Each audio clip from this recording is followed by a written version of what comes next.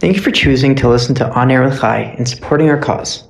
Being a nonprofit organization, we rely on the support from our community to help keep our programs running and allow us to continually service our families while offering incredible experiences, such as family vacations after treatments, trips to Edmonton Mall, home-cooked meals, big sibling programs, day camp and sleepover camp, and many, many more. If you enjoy our stories and you're thinking of making a charitable donation, think of High Lifeline Canada and the children you would be supporting. You can visit us at highlifelinecanada.org. It completely broke me as a parental figure. I was, like I mentioned, when you're powerless to protect your child, it just breaks you. I was shattered into pieces, figuratively, and I had to reconstruct myself as not primarily as a figure of authority, but as that loving, embracing father that only wants to hold you as long as possible. Welcome to On Air with Chai, a podcast that inspires, brings hope, shows resilience, and strength. Being a rabbi is not a typical job. A lot of the time, unless you decide otherwise, you're moving around. This means making decisions that affect the entire family. But what happens if one of your family members, in this case your son, is diagnosed with a brain tumor? How does that affect your decision of whether or not you should take a position in a different city, or in this case, country? We are joined today by Rabbi Daniel Korobkin of the Bight, located in Thornhill, Ontario, just north of Toronto. We discussed his son's diagnosis, how it affected his entire family, the ability to allow himself to receive help, and the humility that comes from it, as well as connecting with others that are in the same situation, and how you can lean on each other for support. Rabbi Korobkin shares his new point of view and how he has changed from the person and parent he was to the person and parent he is now. Enjoy. Hi, everybody, and welcome to another episode of On Air with Chai. I'm Brian Strasberg, co-host with Morty Rothman, Executive Director of High Lifeline Canada. Good morning, Morty. Good morning, Brian. Thank you for that wonderful introduction. And this is our second season now, correct? This is our second season. So welcome, listeners, to our second season. It's going to be a great one, just as our first one was. Today, we have Rabbi Korobkin from the Bight, our very local shul in Thornhill. His family was a High Lifeline family. His son was one of our clients, and we're going to hear his story and his journey through a brain tumor, I believe. Welcome, Rabbi. How are you? Thank you. Thank you so much. It's so nice to speak with you, Brian and Morty. Thank you, Rabbi. Thank you for joining us today. And I always like to start from the beginning. And the beginning, in your case, Rabbi Korobkin, could you share us a little bit about yourself and where you grew up, your family, and things of that nature? Yeah, sure. I don't know how interesting it'll be, but both Karen and myself grew up in LA. Karen's a native Angelino, and I was born in New York, but we moved there when I was pretty young because my father of blessed memory was in the entertainment business. My dad was an entertainment lawyer. And so we ended up in LA because he became vice president of ABC Records, which no longer exists, but was a subsidiary of the ABC network. And it was a thriving record company, ABC Dunhill, in the 70s and early 80s. And that was it was like a really cool way to be brought up as an Orthodox Jew. On the one hand, we went to yeshiva and day school, and we're completely Shomer Shabbos. But at the same time, also we're exposed to the world of music, all different kinds of music, opera, jazz, rock, and all that good stuff. Do you ever meet anybody interesting that the listeners might be interested in? Probably, well, I've met a lot of people, but probably the one that really was most fascinating to me to meet in person backstage was Johnny Cash of blessed memory, and June Carter Cash, the husband and wife. He was a really, really kind man, but clearly a man who, in his life had gone through many, many trials and tribulations. But I remember meeting him as a teenager, and I was very impressed with him. Wow. Yeah, it's he does sound like I hear that a lot, actually. He had very kind eyes, they say, and that he was a very kind man, but that he had a lot of personal struggles. So Yeah. thank you for that. Well, anyway, sorry, we digress. Yeah. So grew up in LA, went to all of the from schools and shuls, and um, I went to started off in a Chafetz Chaim high school in LA, Valley Torah, and then eventually made my way to learn in Chafetz Chaim in Israel, and then from there went to Ner Yisrael in Baltimore, and became very, very committed and attached to wanting to make a difference for the Jewish people. Part of it could be either consciously or subconsciously, because my mom is a Holocaust survivor. Her parents were a rabbi and a rebbitzin who never really had a chance to make the impact that perhaps they could have had they lived longer. And so that's how I ended up in the rabbinate. And do you have siblings? I have an older sister who lives in the Valley in LA, and I have a younger brother who is a psychologist in Baltimore. Oh, very nice. You guys are everywhere. So from going from New York to LA to Toronto, how different are the Jewish communities that you were part of? Good question. On the one hand, you want to say that people are people, and Yiddelach are Yiddelach, and we all have a lot of commonalities. But there are definitely some cultural differences between the Jews of Toronto and the Jews of Los Angeles. In many ways, the Jews of Toronto are much less entrenched in gashmiut, in the desire for. I'm sorry if you hear the leaf blower behind me. It's falling. We can see him actually. He's blowing the leaves out of my gutter here. But anyway, so that'll subside in just a moment.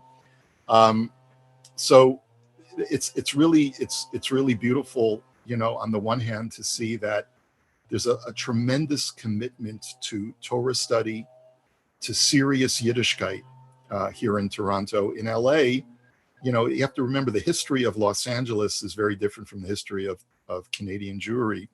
People came to California, maybe 50, 60, 80 years ago in order to escape the Yiddishkeit of the East Coast. And that's really how a lot of it got started. So, and then after the war, you had more committed Jews come, but you have sort of like a combination. And also in Hollywood, you have to also remember there's an emphasis on, sometimes an unhealthy emphasis on superficial things. But also, so those are maybe perhaps some of the differences. I would like to say also, however, that LA has its milas, it has its advantages as well. When you live in California, you live a more laid back kind of mental existence where the attitude is live and let live. There's much less of a judgment taking place in California of what my neighbor is doing or isn't doing. And it's basically everything's cool, baby. Everything is just laid back, and everyone does their own thing. So, and that's, yeah. But there's a lesson in that. Yeah, I mean, there is a lesson in that, is that I think what's important is to try to glean the best parts of every place where a person lives and apply them to your life. And one of the things that I've tried to sort of promote in my own congregation is accept every person for who they are without judgment. Don't look over your left shoulder. Don't look over your right shoulder. Just be yourself, and it's between you and Hashem. It's not between you and what the neighbors are going to say. And treat everyone in the same way that you would like to be treated. Okay. Thank you, Rabbi. And so if we can go along the trajectory, so you're in yeshiva in Ner Yisrael. I understand you received rabbinic ordination from Ner Yisrael, and I was one of Rav Ruder's last musmachim. He passed away in '86, and I got my smicha just right before he was nifter. Yeah. Wow. I know my own father was very close to Rav Ruderman as well, so I'm sure he was. So and you received rabbinic ordination after being married, I would assume. Correct. Yes. Yeah. So then you're living in Baltimore, and you decided to go back to LA. Is that the? No. We took a lot of different twists and turns. We spent a year in Eretz Yisrael after I got smicha. We were thinking about maybe staying in Eretz Yisrael for a prolonged period of time, but economically it didn't work. So we actually, at the time when we were looking for something to do in 87, I got wind of a Ner Yisrael Kollel that was starting in San Diego, California. And believe it or not, the Rosh Kollel who was putting it all together was none other than Rabbi Eliezer Breitowitz. That name probably is familiar to you because he's the Rosh Hashiva of Darchei Torah here in Toronto. And so I was fortunate enough to be part of that Kollel of 6 Avrechim, headed by Rabbi Breitowitz. Those were wonderful years. Probably my best learning in Kollel was in a little room in San Diego, California, believe it or not. And Wow. started a shul there, the Young Israel of San Diego, which is still going, thank God. And then from there, I was working part-time in computer science, which is where I have a degree for, and then was doing the shul, and then the kollel eventually closed, but we stayed on for another few years, and finally decided I had to make a decision if I was going to be a computer tech or if I was going to be a rabbi. Which one was I going to focus on? And so I let the Ribono Shel Olam make that decision for us. And so I applied to tech jobs, and I applied to rabbinic posts. And the first opportunity came as an offer for a pulpit in Allentown, Pennsylvania, which we took. We were there for close to 7 years, and it was a wonderful first foray into a full-time rabbinic position. And during the 90s, it was a wonderful time. And then when our kids, a small community, I would mention, I guess. Very small community, and just a wonderful experience, like, a one shul town, and I got a lot of really important experience there. Can you talk a little about that? The small town Judaism is so different, I find. Small town Judaism is very different. And, Reb Morty, your dad can tell you a lot. He grew up, I think, in Syracuse, right? It's probably very, very similar to that small town Yiddishkeit. I mean, every person counts. We had a shul of about 200 families where 40 or 50 of them were Shomer Shabbos. And there was one of everything. There was one mikveh, there was one shul, there was, et cetera, et cetera. One supermarket where they had kosher food, eventually 2 supermarkets. And it was just, every person counted. And also, you had to be part of the larger Jewish community. As an Orthodox Jew, you knew that your role was to make a Kiddush Hashem to Jews who were part of the conservative and reform community. And so I would regularly liaise with my non-Orthodox counterparts in the rabbinate, not to discuss issues of halacha or anything like that, but just to work on community issues. What can we do to make our community stronger? What can we do to strengthen the UJA and the JCC and everything like that? That's the kind of stuff that I miss doing in a larger Jewish community. Yeah, it's interesting how in a larger Jewish community, as Chai Lifeline, oftentimes I'm trying to put the community together, and some of the barriers to getting parts of the conservative, reform, and Orthodox together in a room sometimes astound me. But it's certainly it's nice that in parts of the community it can easily come together. It never ceases. It's really interesting to me. I recently had an online conversation with a Reform rabbi, John Moskowitz, who's just a wonderful guy. He's the rabbi emeritus at Holy Blossom, and I did get some some negative feedback from someone down south. What we call down south. You know what I mean by that. But come on, guys, the war is over and we won. Right? In other words, Orthodox Judaism is the predominant movement. It's the most vibrant and successful movement in North America today. Let's have a little rachmanus on the people who are just struggling to stay Jewish, stay connected to the Jewish people. Let's help them, and let's be supportive in any way that we can. Because if we don't, we're going to lose them forever. These are our brothers and sisters. I feel like we already are, especially with my age bracket. Like I have 3 friends that married outside of the Jewish religion. So like it's something that definitely happens, and keeping them interested and engaged, it's difficult at this point for them. Yeah. Yeah.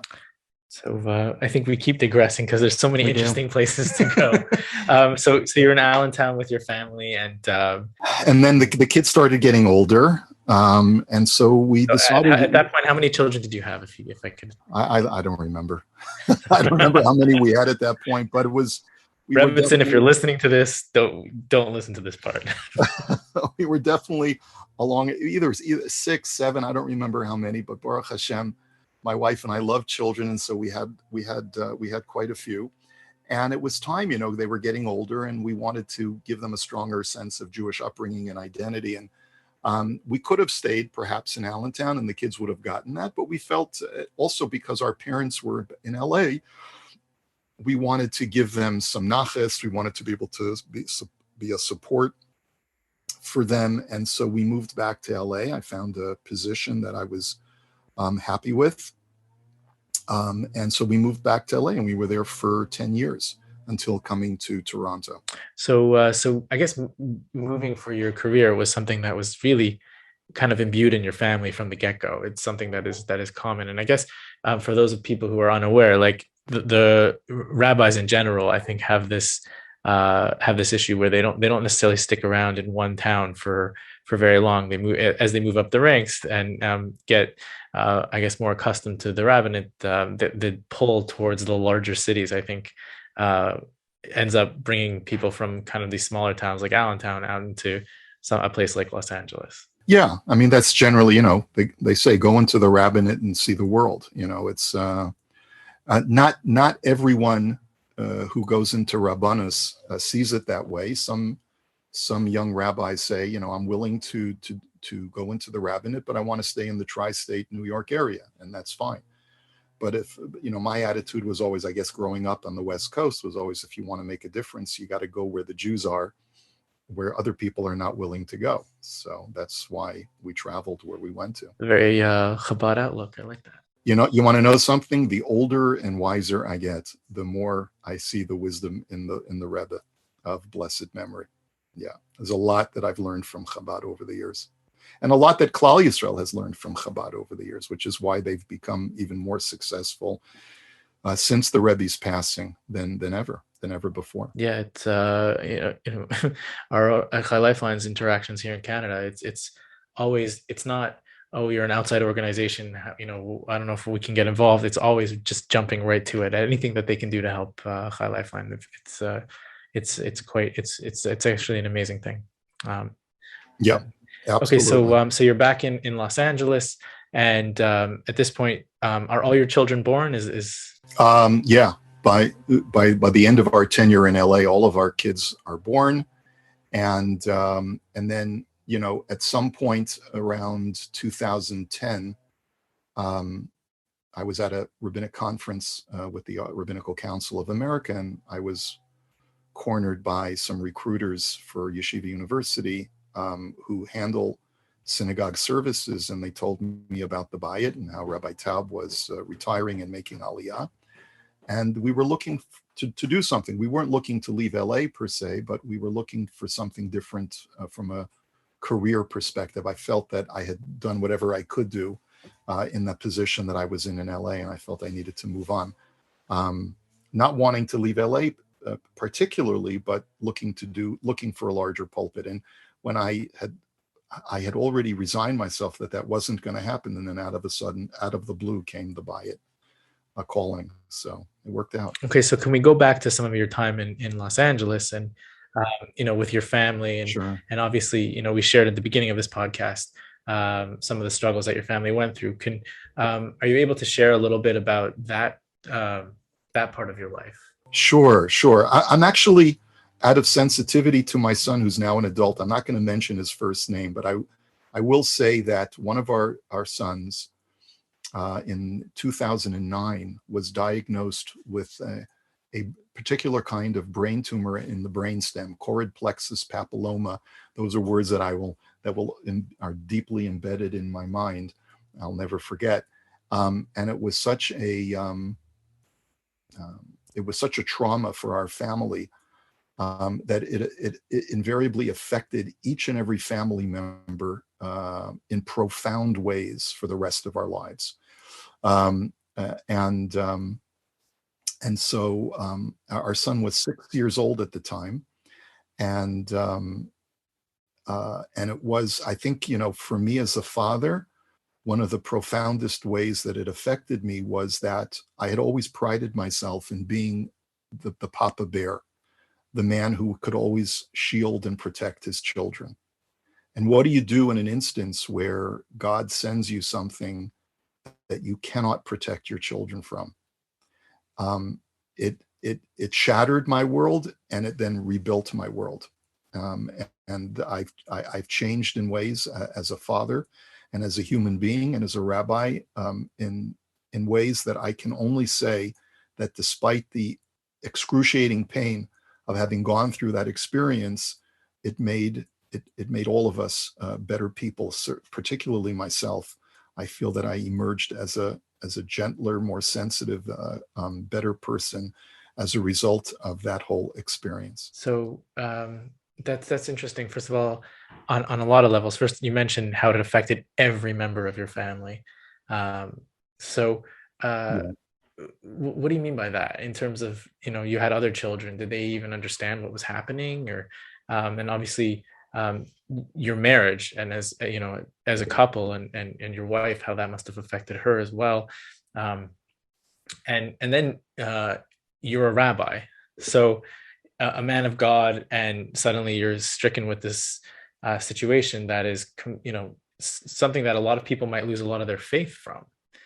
And it sounds like it only gave you more faith. It did. And I'm not here to judge anyone else who goes through an experience like this. Fortunately, the surgeon was able to excise the tumor.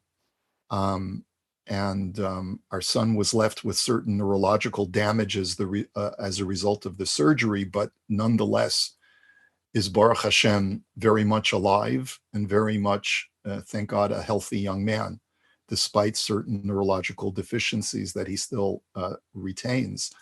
But we were the lucky ones. We were the blessed ones. And I think it was easier to see the Yad Hashem, the hand of God, in our situation versus other people who go through that kind of trial and unfortunately do not have the same outcome that we experienced, that we still have our son that we can hold and love and have a relationship with.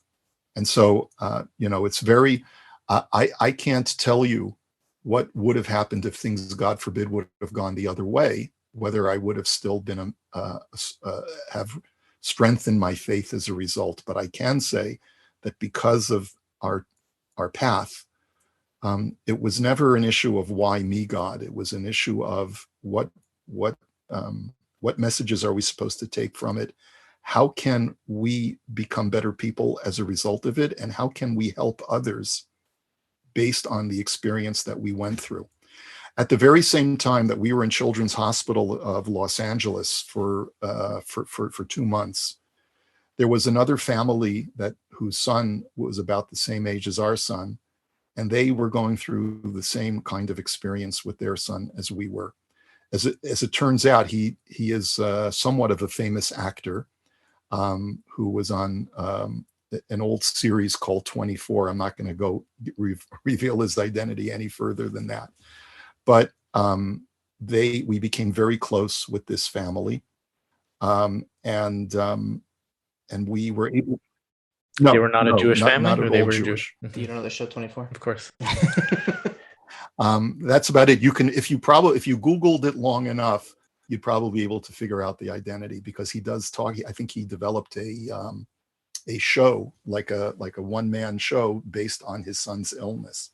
Mm-hmm. And they too had a favorable outcome, thank God, and their son survived his brain tumor. And we were there to give chizuk to each other, and we also learned a tremendous amount of the chesed organizations within the Jewish community that were set up specifically to help us. And that was another silver lining, is that we learned about Chai Lifeline, and we met with Rabbi Scholar, and we met with the heads of other organizations. Bikur Cholim of Los Angeles was instrumental in helping us, and the Chabad of Los Feliz, which was right near Children's Hospital, was very, very helpful to us. And so we just met some extraordinary people who have committed their lives to doing chesed. And it was very humbling, because when you're a rabbi, you're used to dispensing chesed to others, and you don't normally feel that you should be on the receiving end of chesed. And there are times in your life where when Hashem gives you puts you in a situation where you need to rely on others for their chesed to provide for you. It's humbling on the one hand, but it also provides you with that experience to know that when you next have the opportunity to be the provider of chesed, you learn how to best dispense it, and how to do it with great sensitivity and with derech eretz. So you raised a few things there. I think one thing that's so important is when people are going through a really hard time, to have a peer group.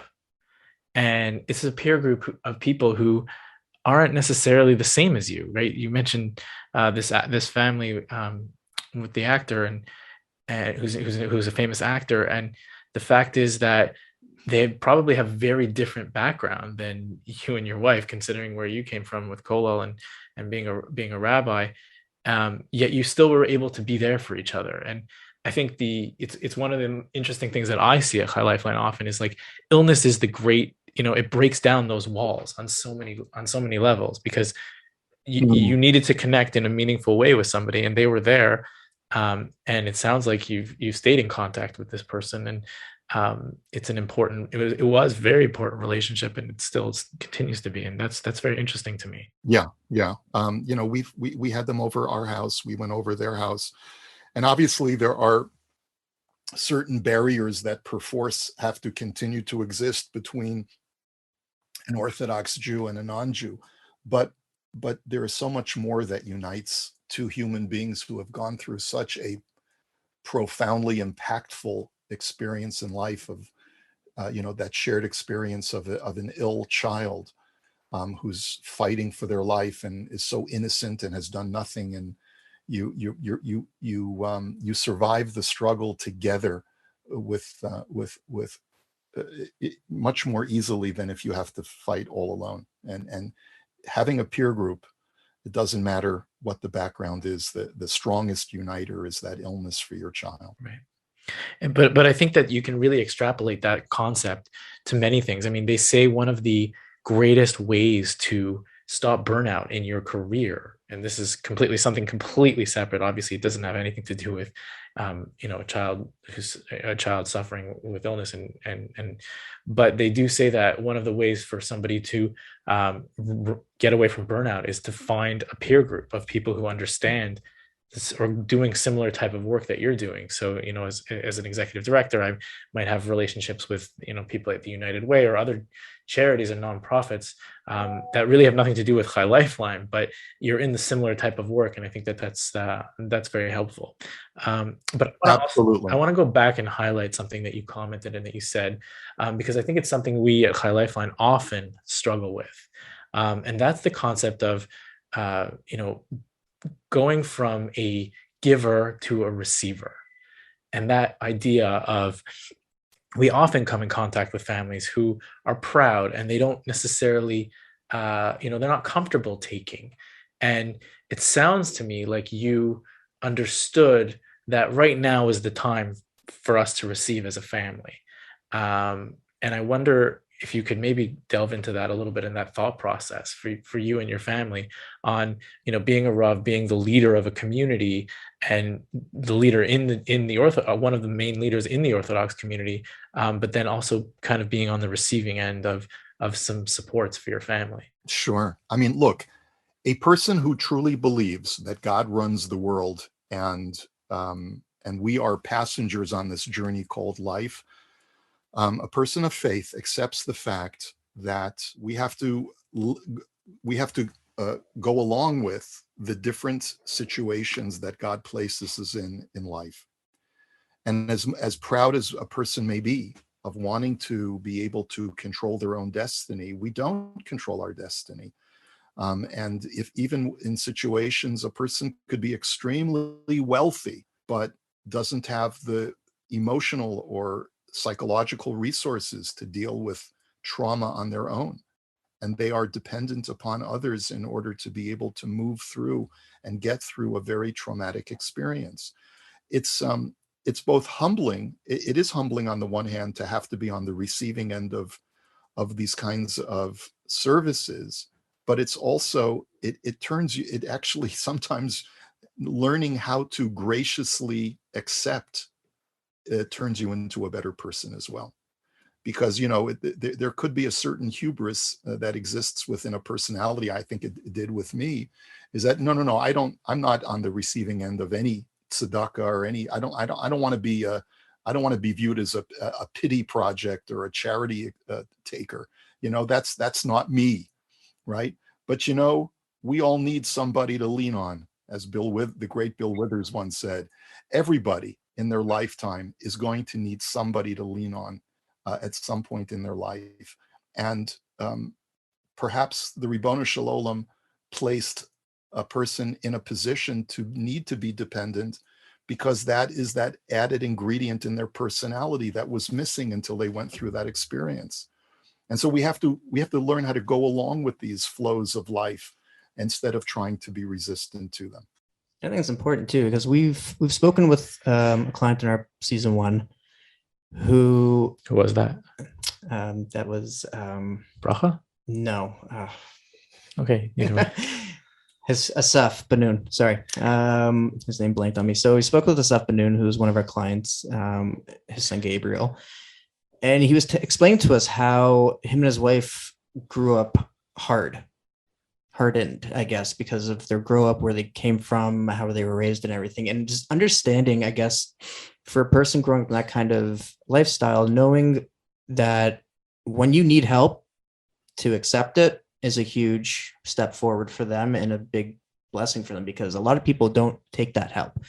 Like I'm a volunteer coordinator here, for instance, and I hear what goes on in the case management side for us. And a lot of the times the families are so reluctant to take our help and to just take that shoulder, take the ear to talk to, take a meal, take some toys.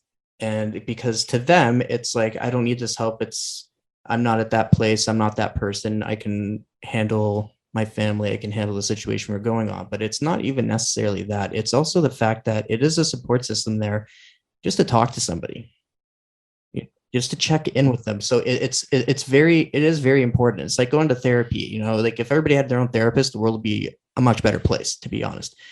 Let me also add that a lot of times the Chai Lifeline and others were extremely helpful, not only to our son who was going through the brain tumor, not only and was recuperating and had a lot of there were a lot of challenges in his recovery. He had something called cerebellar mutism, or posterior fossa syndrome, where he couldn't move or talk for a couple of months, and it was very, very scary going through that.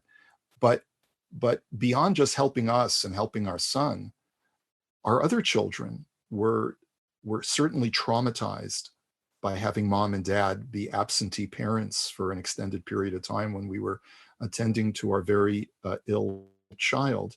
And Chai Lifeline was so helpful in creating activities for our children who were, thank God, very healthy, but just missed having a normal mom and family experience with mom and dad in the hospital every Shabbos. And mom lived in the hospital for 2 months, and I lived at home, but walked the 7 miles each way to Children's Hospital every Shabbos. And so having that, even if a parent says, I don't need that, but what about your other children? What about your extended family? Maybe they would benefit from it. And you have to know, don't be proud for someone else. If you don't want it, that's fine, but don't deny your other children those really essential services. I think that's such an interesting concept. Don't be proud for somebody else. I always say, don't be from on somebody else's cheshbon. Don't think, right, and that's exactly. It's a very important concept. So Absolutely. I think as people, make decisions in their own lives, I think it's important for you to really take stock and who this decision might be affecting. I'm making a decision, and it might seem like something small, like, hey, I'm going to go here or go for lunch or do this or move my family from one city to another. But how does that affect everybody involved? How's that going to affect? And I want to take the conversation a little bit in a bit of a direction in terms of um, you moved to Toronto. Was it during the treatment protocol? Was it after? Was it what did that how did that work, if you can share? So this is a really cool one of these serendipity experiences. Um, Toronto comes available. Our son had completed all of his treatments, and after one of the residual effects of the brain tumor was that he had sustained facial paralysis on one side of his face because the surgery had severed the seventh nerve in the brainstem. And so there was some facial paralysis, and there was this new surgery called facial reanimation surgery, which had been developed had been brought to North America by a children's surgeon at the Hospital for Sick Children in Toronto. And fortunately, Children's Hospital had a student of that physician, Dr. Ronald Zucker, who you may know because he's a very well-known physician at Children's Hospital. He's since retired. And one of his students was doing that surgery in Children's Hospital in LA. So our son went through that surgical process. It involved two surgeries, in two different stages over the period of about a year. And then Toronto came up, and we felt very, very reassured moving to the city where the teacher of this, the proliferator of this surgical procedure would be. And one of the first things we did when coming to Toronto was to schedule an appointment with Dr. Zucker and consulting with him. And our son had subsequent surgeries to help tweak that procedure of facial reanimation. So it actually turned out really to be a blessing for that particular son to come to Toronto, where he could be under the direct care of the master of that particular procedure. As a matter of fact, our Prabha Shabbos, I met a family at the Bayit, and they introduced.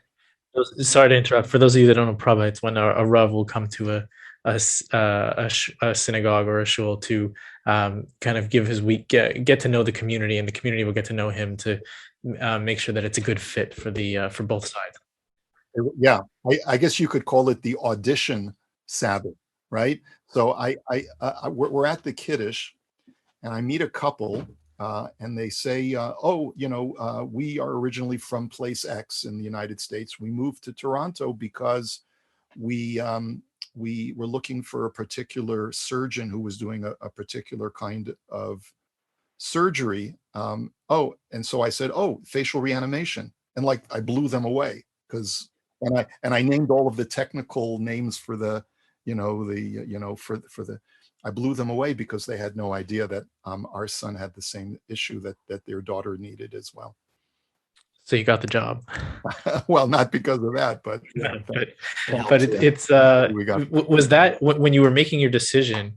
As a man of faith, I always look for these kind of things as well, like just synergies, kind of messages that Hashem will send you, like, hey, this is the direction you should head in, because it just made sense. Like, this is where the surgeon lives, and you'll be able to get to speak to that. Was that something that you looked at all, or was that not even it was definitely a factor, definitely played a role in our decision making. Look, we knew we were giving up a lot to move to another country. At this stage in our lives, we were already well into our mid 40s when we came here, and we were going to be away from our parents. Some of our children had already established themselves in their careers in LA, and so they stayed in LA when we moved over. And so we knew that there was a lot to give up, and that's, I guess what I wanted to do is circle back on something that you started off with, Morty, at the beginning, which is like some of the more unique things that I may have done that maybe go against the grain of some of the other things that are taking place in the rabbinate in Toronto. One of the things that I promised myself and my wife was that there's a tremendous challenge that every rabbi has. On the one hand, you have to do what you feel is religiously correct. You have to stay faithful to the Torah and to Jewish precepts. On the other hand, sometimes you feel pressure to do that which is politically astute and will make you the most friends. And one of the things that I resolved, if we're going to make this move, it's number one, it's going to be the last move we make before we make Aliyah. So because we're definitely headed towards Eretz Yisrael, which I think should be a goal for every Jew at some point in their lives. And the second thing is that if we're going to do this, I have to be true to myself, and I'm not going to enter into a rabbinic position where my goal is to be to make the most friends as I possibly can.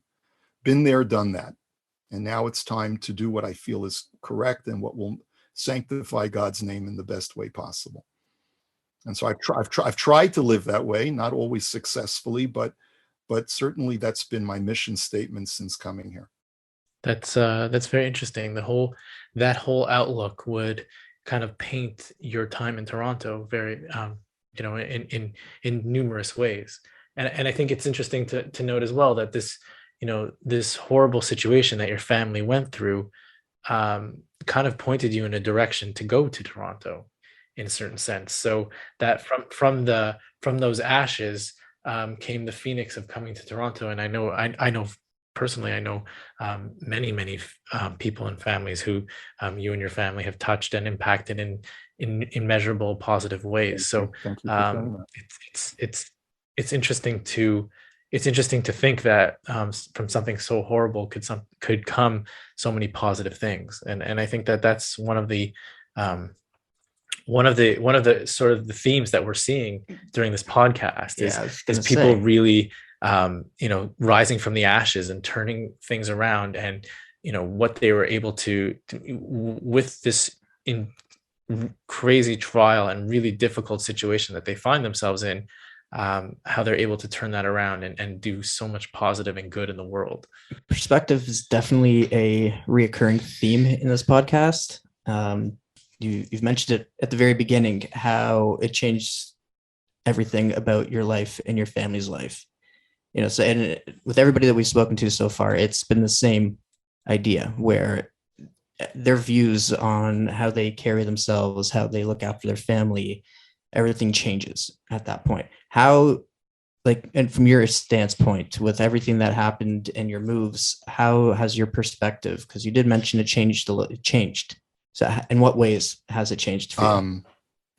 Well, I think I alluded to it before. I was a very, I always viewed myself that my children needed me as a figure of authority, and that I needed to be a strong father for them. And going through this experience showed me that it completely broke me as a parental figure. I was, like I mentioned, when you're powerless to protect your child, it just breaks you. I was shattered into pieces, figuratively, and I had to reconstruct myself as not primarily as a figure of authority, but as that loving, embracing father that only wants to hold you as long as possible. Just to give you just an example of, there's so many things I could point to that changed in the way that I interact with my children and I interact with people in general, that changed. But I guess maybe just one example from a religious standpoint is that a lot of people, when Shabbos is over, they rush home after the husband rushes home from shul after. And one of the things that helped, put things in Shabbos experience was, for myself and for my entire family, that no matter how difficult life was for those 2 months in 2009, there was always Shabbos that we could embrace and hold each other and provide each other and our family with comfort. And so I resolved that we were going to make Havdalah a special experience for our children. And so ever since then, we do a musical Havdalah at our home. Whether there's a guitar playing or not, it doesn't matter. But we always do the Carlbach, Debbie Friedman Havdalah. It takes, a normal Havdalah takes a minute. This takes maybe 6 minutes. But we make sure we created a ritual to show how precious Shabbat was for our family. And I think that every family should try to find opportunities to create rituals that their families can all participate in. We have to create rituals for our families, especially because so few families eat dinner together anymore and do activities together. The more rituals that we can create to keep our children close to us, I think we'll benefit from in the long run. So that was certainly one of the things that changed for us. I think that's huge, and I think that even the concept for families who, I myself, as soon as Shabbos is over, everyone's running to their phones to check, and I think that's it is true. Shabbos is one of the few times that we really have each other and we spend time with each other. We play board games or whatever we're doing on Shabbos, learning. We don't get that, and to run away from it. And I love that. I really love that idea. But I think for any family to be able to implement those kind of rituals, I think are integral and so incredible. I think I interrupted you. Did you have another? Do you have another example that you wanted to share? That's fine. I don't. Okay. There's a lot to reflect upon, but I think that's one of the more concrete things that I can point to. Are you able to sort of share? You mentioned that you kind of broke down and then had to build yourself back up. Are you able to share some of the thinking around that? How did you do that? How does one go from being a broken parent to being like, this is not okay, I need to figure this out and rebuild myself, and I'm going to rebuild myself into this loving, caring father as opposed to the stern authoritarian figure that I might have been until now? But what's the thought process there? If you can go back there, and if you can't, that's fine. I have it's a good question. I don't know necessarily that I can actually trace it verbally for you. It's an organic process, and I think that everyone goes through their own process. Thankfully, I didn't need a therapist to work this out, but I think a lot of people might benefit from going to see a therapist and trying to work out some of these issues. I felt it was important for me to apologize to my children, to my older children who perhaps I was overly harsh with as a younger parent, and to try to make amends with them in any way that I could, acknowledging, the mistakes that I had made as a parent in the past, and trying to move forward in a much healthier way. But every parent, I think, has their own process of doing that. And it's tremendously humbling, right? I can imagine that's tremendously humbling. Yeah, but isn't that what life is supposed to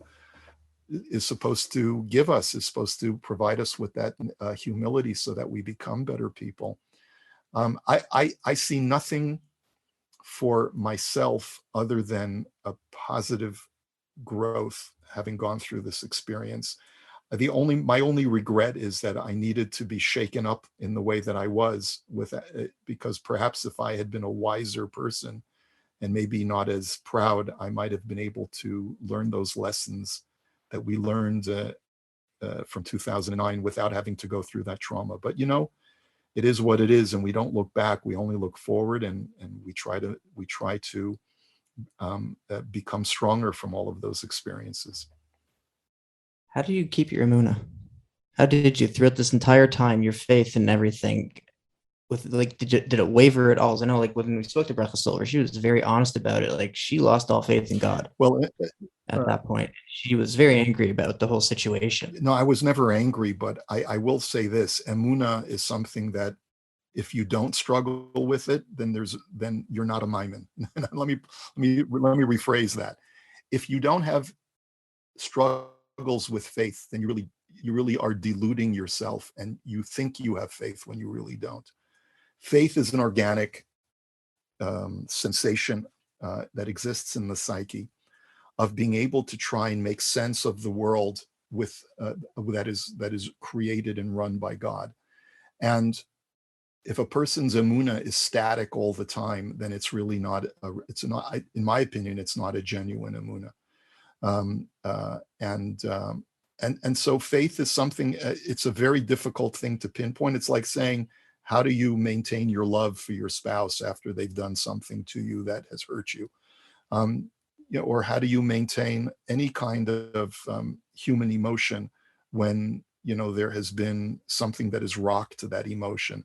Look, I think that just like my wife and I, we went through this trauma together, and we both processed it in very different ways, because my wife and I are very different people. We have very different personalities. But we also recognized that we needed to do it together in order to support each other. And so we came out of it with a stronger relationship even.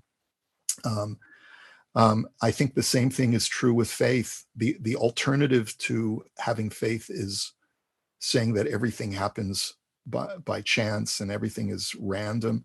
And I certainly couldn't accept that. I felt that cheapens the human condition.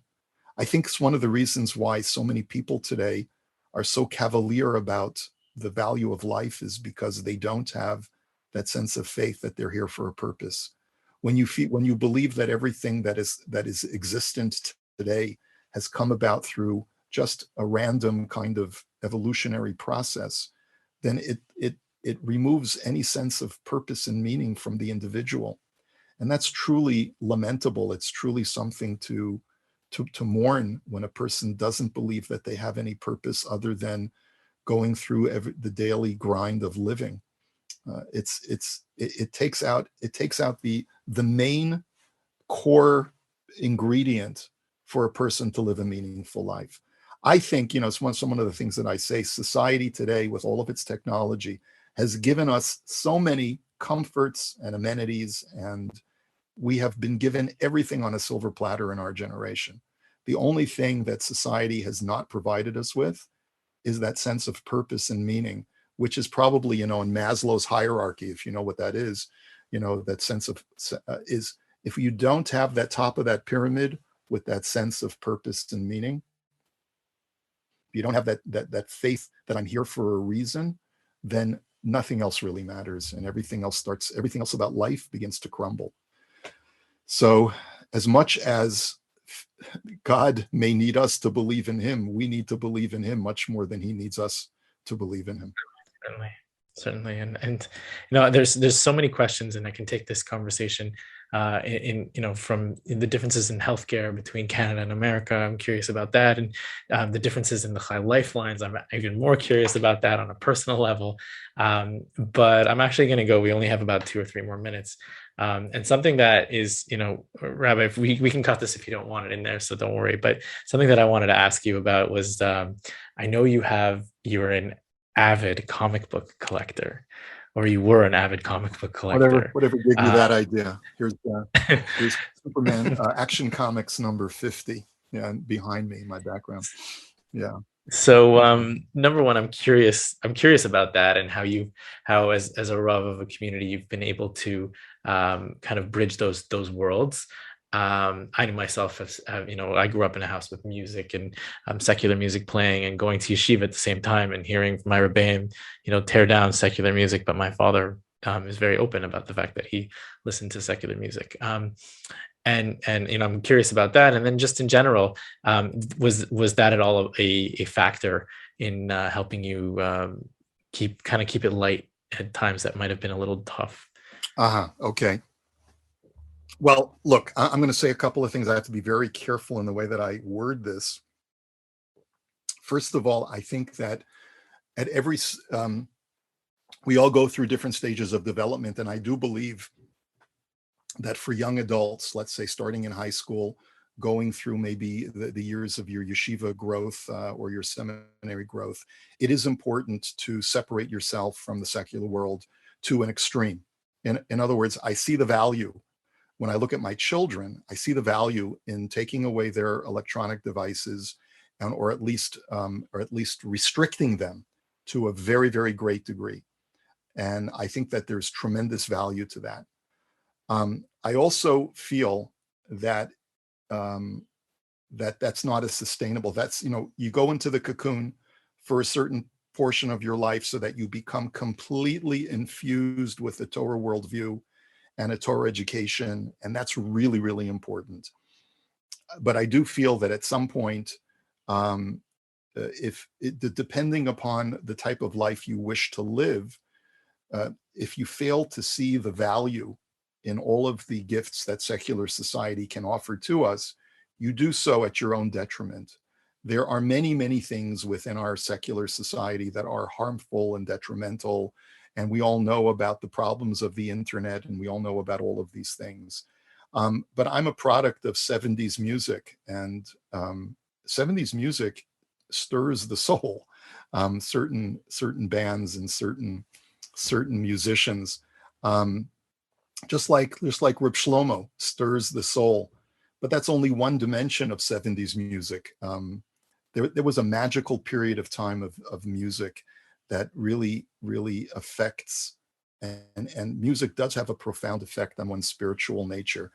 There is also, there's certain things about secular culture that should be rejected, and certain things about secular culture and literature and art that should be embraced. But, again, after you leave the cocoon and you're ready to interact with society as a whole, because you've been so fortified with a Torah infusion, then it is, at some point, be selective, trust yourself.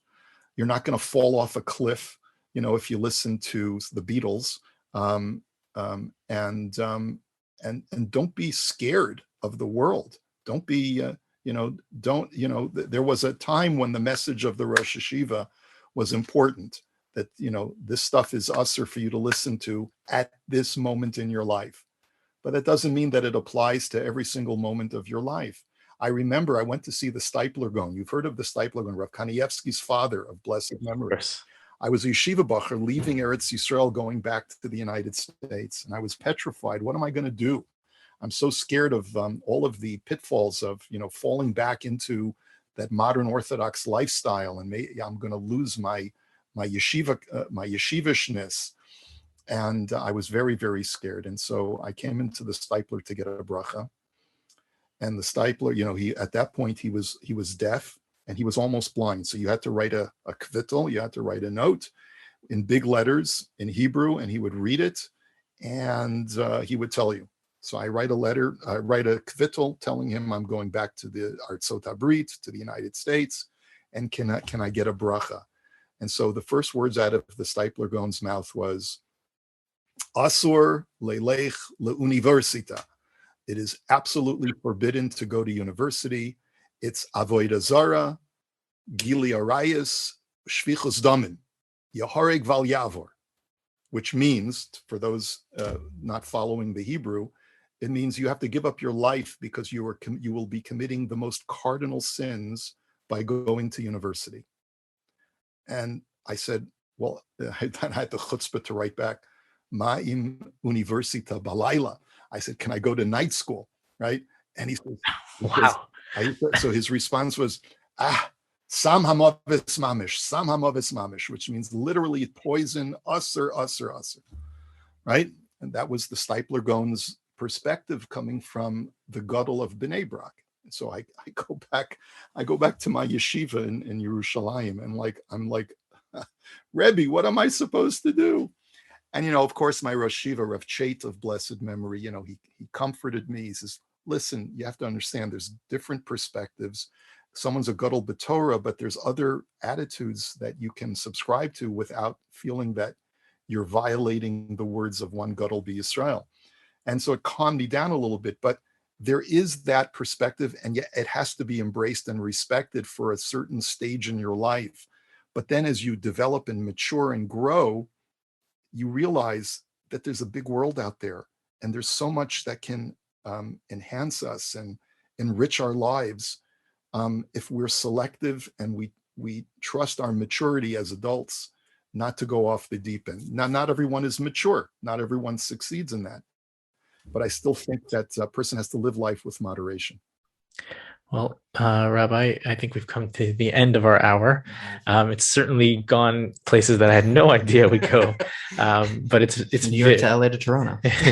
It's been very, very interesting, and I want to again thank you for your time. I know you're an extremely busy man, and the fact that we can even get an hour with you and record it and share it with the world is just a huge tova that you're doing for us, and I really appreciate it. So thank you very much for that. Let me thank you, especially you, Morty, and you, Brian, for the tremendous work that you're doing with Chai Lifeline, that you've devoted yourselves to helping other Jews and making the world a brighter place, and just bringing hope to families who sometimes are in their darkest moment.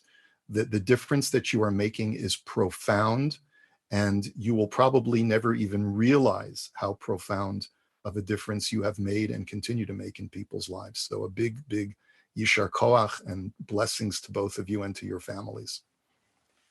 Amen. Thank you. Okay. Thank you, Rabbi. Thank you very much for your time. Take care. All the best.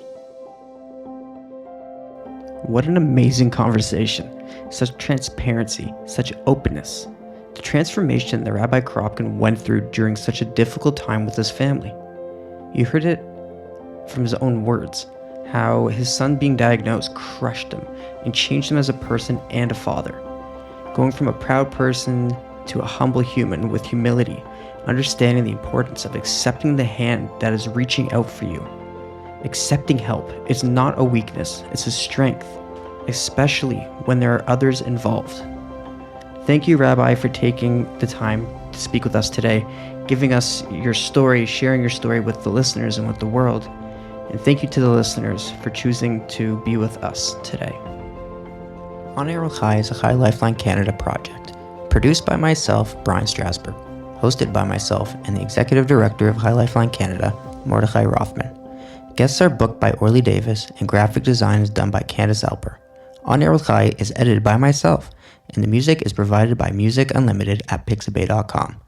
To learn more about Chai Lifeline and how you can help us, please visit our website at chailifelinecanada.org. Don't forget to subscribe and give us that 5-star rating, and of course, share it with all your friends. Thank you for choosing to listen to On Air with Chai and supporting our cause. Being a nonprofit organization, we rely on the support from our community to help keep our programs running and allow us to continually service our families while offering incredible experiences, such as family vacations after treatments, trips to Edmonton Mall, home-cooked meals, big sibling programs, day camp and sleepover camp, and many, many more. If you enjoy our stories and you're thinking of making a charitable donation, think of Chai Lifeline Canada and the children you would be supporting. You can visit us at chailifelinecanada.org.